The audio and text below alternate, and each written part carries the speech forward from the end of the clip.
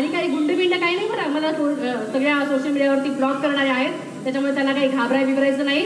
40 किलोच्या पोरीला तो घाबरतो, तो काही गुंडबिंड नाही, त्याच्यामुळे मी तुम्हाला सांगते काही त्यांना घाबरायची गरज नाही. असे गुंड म्हणतात कोकणात येऊन दाखव, कोकणात येऊन दाखव. कालपासून कोकणात आहे, कोकणात अशी चांगली अजून 5.5 फुटाची चांगली उभी आहे, ते काही करू शकत नाहीत.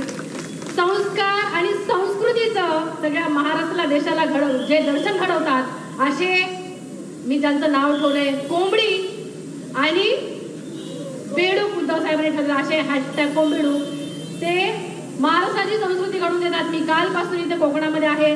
काय ही कोकणातली सुसंस्कृत माणसं, काय ही कोकणातली प्रेमळ माणसं, पण जे भारतीय जनता पार्टीने जो उमेदवार दिला आहे, कुठला गाव गुंड तरी बरा, पण ज्यांना बोलता येत नाही, ज्यांना भाषेची सुद्धा काही जाण नाही, असा गुंड आपल्याला स्टेजवरती सगळ्या मीडियाच्या समोर आणि आपल्या सगळ्यांच्या समोर बोलत असताना आपण काय बोलावं. आपण स्वतः बरं एका संविधानिक पदावरती आपण राहिलेलो आहोत किंवा आपण त्याचा उमेदवार राहिलेलो आहोत, आणि संविधानिक पदावरती असलेल्या एका आमदाराला किंवा कोणाला कसं बोलायचं, कोणाची कशी मायबहीण काढायची याची सुद्धा अक्कल नसलेले त्यांची जी पोरं आहेत, तर ही सुद्धा अशी एकदम गेलेली केस आहे, हे तर मी आमच्या मराठवाड्यातल्या भाषेमध्ये नक्की सांगेन. आणि आपल्याला जे उमेदवार लाभलेले आहेत ते म्हणजे आदरणीय विनायक राऊत साहेब, एकदम सुसंस्कृत, आमच्या मराठवाड्यामध्ये सगळ्यात फेवरेट असणारे असे आदरणीय विनायक राऊत साहेब यांची निशाणी आहे मशाल. आपल्याला येणाऱ्या 7 तारखेला मशालीच्या पुढचं बटन दाबायचं आहे आणि त्यांना भरघोस मतांनी निवडून द्यायचं आहे. बोलण्यासाठी मुद्दे खूप आहेत. आता जे मी सगळ्या तिकडे मराठवाड्यामध्ये मांडले तिथे सगळेजण बोलतात आहे, प्यारे देशवासियों, सबके अकाउंट में 15 लाख रुपये आएंगे. माईच्याने मला सांगायला कोणाकोणाच्या अकाउंटला 15 लाख रुपये आले, माझ्या तर आहे बाबा.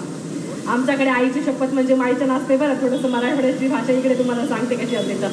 प्यारे देशवासियों, हर साल आपको 2 करोड़ नौकरियां मिलेंगी. नौकऱ्या तर दिल्याच नाहीत, पण ज्या नोकऱ्या काँग्रेसच्या काळामध्ये होत्या त्या सुद्धा नोकऱ्या ह्यांनी हिसकावून घेतल्या.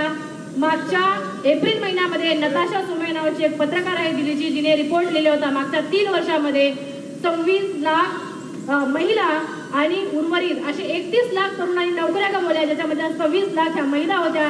एकीकडे म्हणायचा की आम्ही महिलांचं आरक्षण देतो आणि एकीकडे महिलांचं नोकऱ्या खायच्या. आणि कसं आहे, इथे सगळेजण आता उभे आहे, सगळ्यांनी म्हटलं 2-2 मिनिटं बोलायचे आहेत म्हणून. हे तुमच्या इकडे लघु सूक्ष्म मंत्री जे झालेले होते त्यांनी महाराष्ट्रात आणि केंद्रात सत्तेत असताना किंवा जे पदावरती होते त्यांनी काय उद्योग आणले हे त्यांनी एकदा त्यांची जी काही भाषणं आहेत त्या भाषणामध्ये एकदा सांगावं. हेच मी तुमच्या माध्यमातून इथे प्रश्न विचारत आहे. तुमचा तिथेच थांबते. जय हिंद, जय महाराष्ट्र, वंदे मातरम.